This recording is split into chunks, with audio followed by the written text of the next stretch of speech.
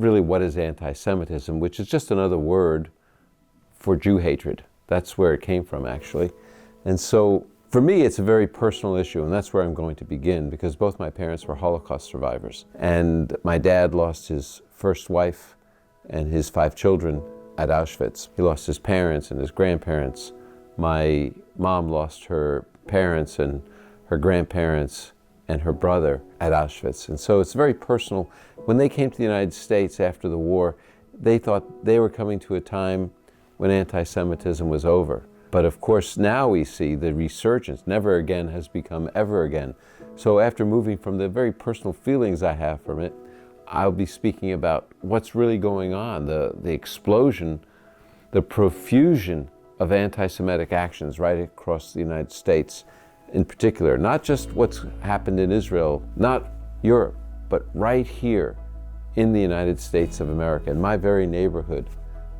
A Jewish man going to synagogue was shot in the back just 2 weeks ago, only because he's Jewish.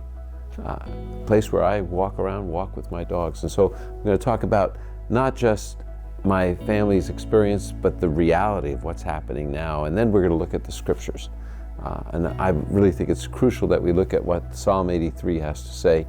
Psalm 83 says that those who hate the God of Israel express that hatred against the people of Israel, the Jewish people, not the political entity, but the Jewish people at large. They want to put them to death as an expression of their hatred against God, but God says no to that, and that's what we really need to see. But so often I think we think, oh, what did people do to make them hate them so? People say things like that to me all the time. Well, what did the Jewish people do? It's not that. It's hatred of the God of Israel and resentment towards his choice of the Jewish people. And that's where anti-Semitism comes from. And that's what we need to understand. First of all, because Christians need to be involved in opposing anti-Semitism because it's the right thing to do. We have to have God's heart. We see his great compassion for the Jewish people, his brokenheartedness. In Isaiah 63, it says, in all their afflictions, he was afflicted. And so when we see this, it's imperative for Christians to take a stand because it's the only right thing to do. We should always stand up for those who are persecuted or oppressed. But there's another factor. I think there should be some self-motivation, self-interest involved, because the Jewish people are the canary in the mine shaft. You know that old illustration about the canary. When the gas would come, the canary that was brought to the mine shaft would die, and then the miners would know to get out of town, get out of the mine. In the same way, when people go after the Jewish people, if they succeed, their next step is to go after followers of Jesus. And so we need to be concerned, and Christians need to be concerned in opposing anti-Semitism, because if it succeeds, then Christians will be next. And so they need to take their stand. My burden for the Jewish people is I was raised in an observant Jewish home in New York City. My parents were both survivors.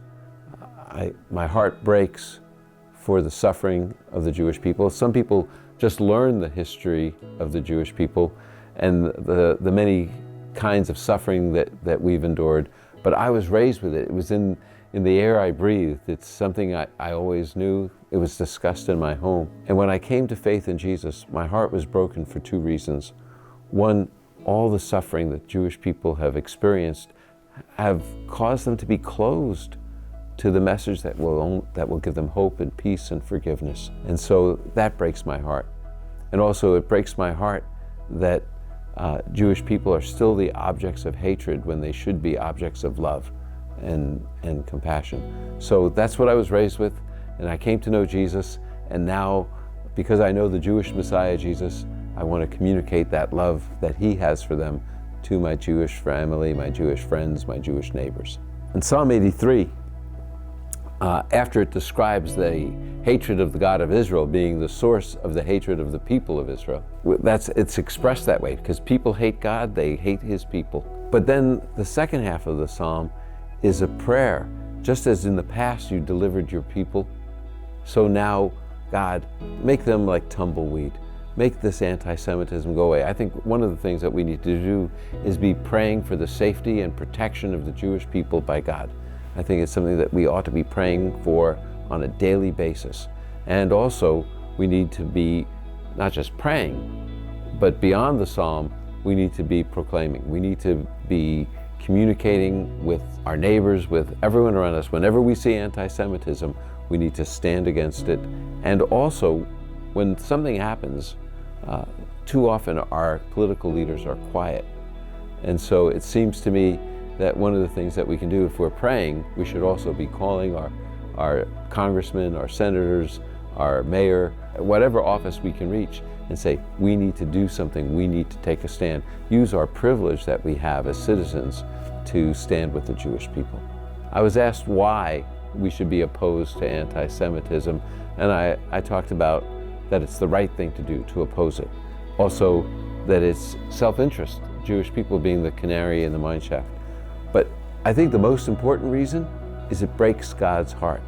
God is opposed to anti-Semitism. If we love the Messiah Jesus, we have to identify with what he believes, and he is deeply opposed to anti-Semitism, and we want to identify with him, and that's why we should.